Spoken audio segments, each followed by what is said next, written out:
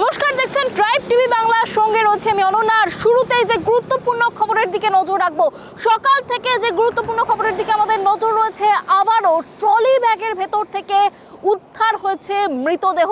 কিছুদিন আগেই ঠিক একই রকম ঘটনা আপনাদের দেখিয়েছিলাম কুমোরটুলিতে, সেখানেও একই ঘটনা ঘটেছিল। ট্রলি ব্যাগের মধ্যে থেকে উদ্ধার হয়েছিল মৃতদেহ।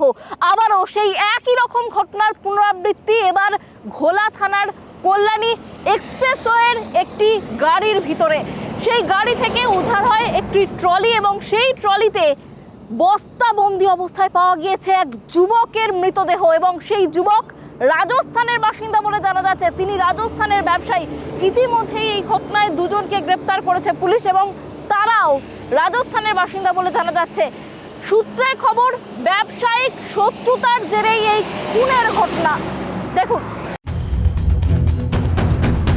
আবারও ট্রলি ব্যাগের মধ্যে থেকে উদ্ধার হলো একটি দেহ। মঙ্গলবার ঘোলা থানার অন্তর্গত কল্যাণী এক্সপ্রেসওয়ের ধারে একটি গাড়ির ভিতর থেকে ট্রলি ব্যাগে এক যুবকের মৃতদেহ উদ্ধার।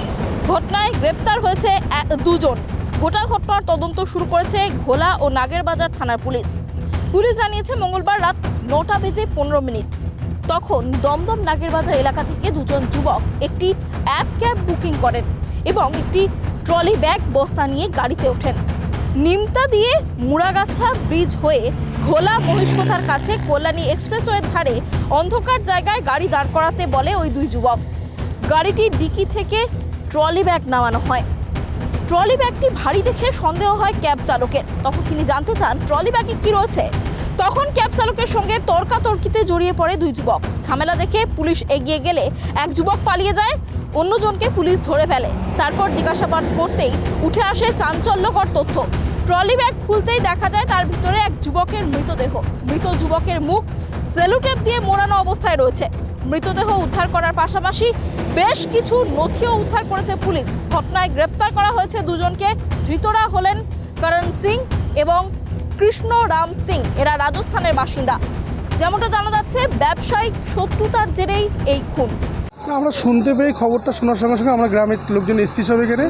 আমরা এসে দেখছি এটা খুবই বাজে ঘটনা। এটা আগে কোনোদিনও এরকম ঘটনা ঘটেনি আমাদের এদিকে। হ্যাঁ, এখন পুলিশ রয়েছে, ইনভেস্টিগেশন করছে। এখনও দেখলাম ট্রলিতে একটা বডি রয়েছে, এই অবস্থায় দেখলাম। এখন দেখার পরে পুলিশ এখন ইনভেস্টিগেশন করছেন। তো ইনভেস্টিগেশন করে বলে বোঝা যাবে কি আছে। সঙ্গে ক্যাব একটা ওলা গাড়ি করে। কল্যাণী হাই রোড, এতদিনের রোড হয়ে কোনোদিনও আমাদের এলাকায় এরকম ঘটনা ঘটেনি, কিন্তু এটা ঘটেছে, খুব বাজে হচ্ছে। পুলিশ প্রশাসন দেখছে ব্যাপারটা। পুলিশ প্রশাসন, আশা করি পুলিশের উপর আস্থা আছে, সব ঠিক হয়ে যাবে।